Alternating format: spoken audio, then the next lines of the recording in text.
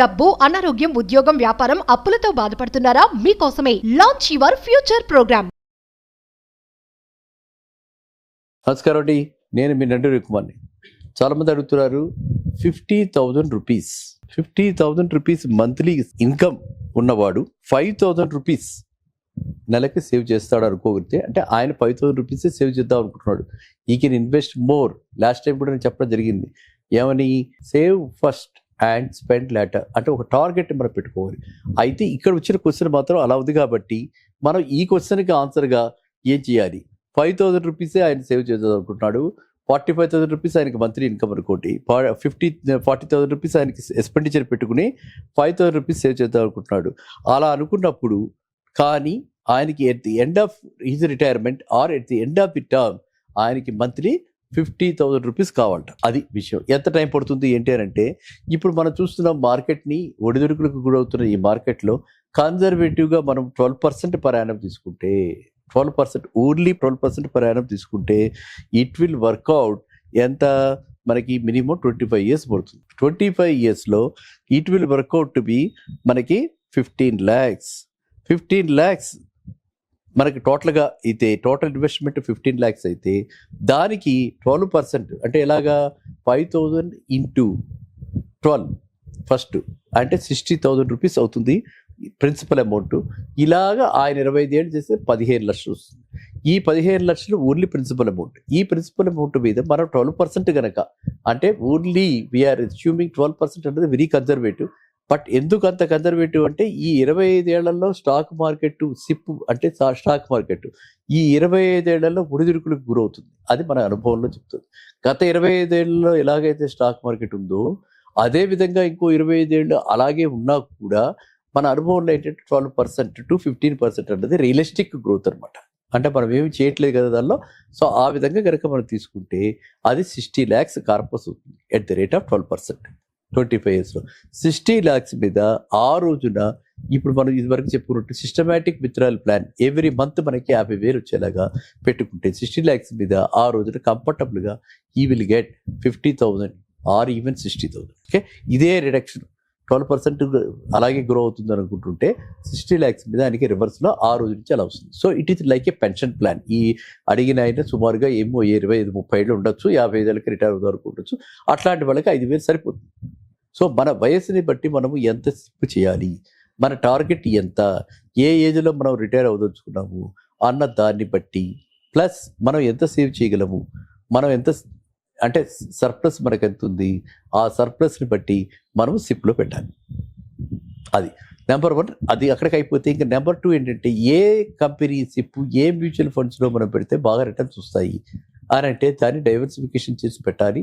మన గతంలో చెప్పుకున్నాము ఫండ్ మేనేజర్ ఎక్స్పెన్సెస్ ఎలా ఉన్నాయి, ఎంత మనం ఇస్తే ఎంత ఫండ్ ఎక్స్పెన్సెస్ ఎంత ఖర్చు ఇస్తుంది, ఫండ్ పర్ఫార్మెన్స్ ఎలా ఉంది, ఈ ఫండ్ మేనేజర్ ఏ విధంగా చేస్తున్నాడు, ఇవన్నీ మన పరిగణలోకి తీసుకోవాలి. ఇవన్నీ పరిగణలోకి తీసుకుని రిపీటెడ్గా చెప్పడం జరుగుతుంది. కొన్ని మ్యూచువల్ ఫండ్స్ మనం ఐడెంటిఫై చేసి చెప్పడం జరుగుతుంది. అలాంటి వాటిల్లో మీరే ఎసెట్స్ కానీ, ఫ్రాంక్లిన్ టెంపుల్టన్ కానీ, ఎస్బీఐ అడ్వాంటేజ్ ఫండ్ కానీ, లేకపోతే కోటక్ మహీంద్రా వాళ్ళది బ్యాలెన్స్డ్ ఫండ్ కానీ, వీటిల్లో మనం ఈ అమౌంట్ని మనము డిస్ట్రిబ్యూట్ చేసి అన్నిట్లోనూ ఒక టాప్ 5 స్కీమ్స్లో 5 అంటే 1,000 రూపాయలు చొప్పున 5 సిప్లు పెట్టుకోవచ్చు. Minimum SIP 500 rupees.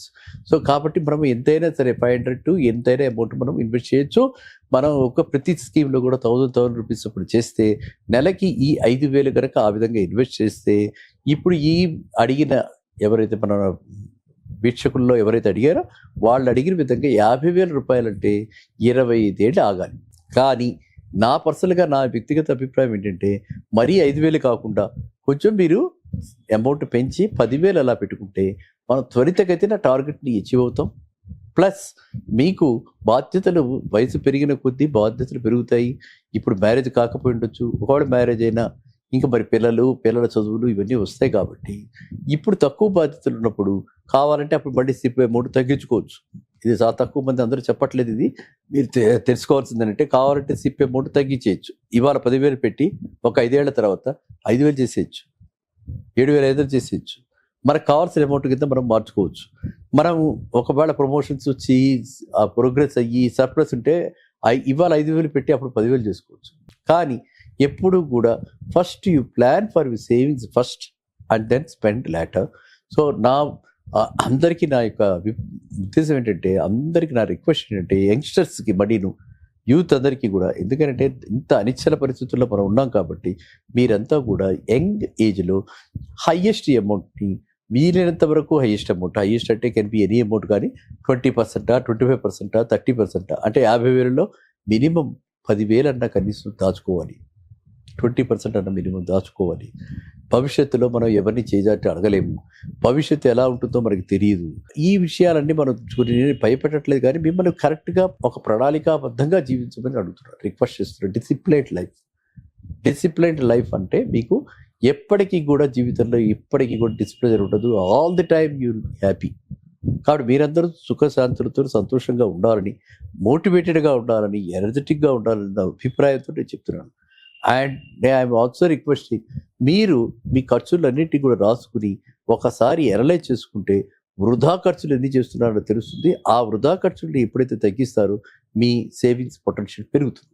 అందువల్ల ఆ వృధా ఖర్చులు ఏమేంటి అని ఐడెంటిఫై చేసుకోవడానికి మీరే ఒక్కొక్కళ్ళు ఎవరికి వాళ్ళ ఖర్చులు ఉంటాయి కాబట్టి అవన్నీ కూడా పర్సనల్ డేటా. అది నేను I don't want to ask or reveal. ఎవరి పర్సనల్ డేటా వాళ్ళు చూసుకుని మనం ఏ ఐటమ్స్ తగ్గించడానికి వీలుందో చూసుకుని అవి తగ్గించుకుంటూ మీరు కనుక సేవింగ్ పొటెన్షియల్ పెంచుకుని మినిమం 20% సేవ్ చేసుకుంటే బాగుంటుంది. యంగ్ ఏజ్లో.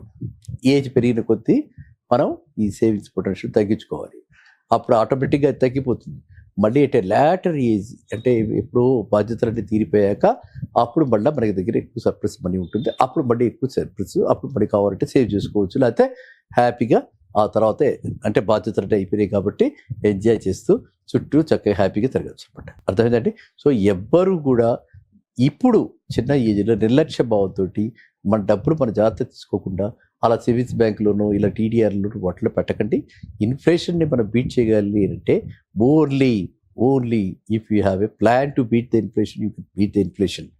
Okay, mutual funds is one such asset, real estate is another, gold ఈ థర్డ్. సో మీరు ఇవన్నీ mix of all these products మీరు చేసుకుంటే ఈల్డ్ బాగుంటుంది. You will be happy. మళ్ళీ కలుద్దాం నెక్స్ట్ వీడియో. నమస్కారం.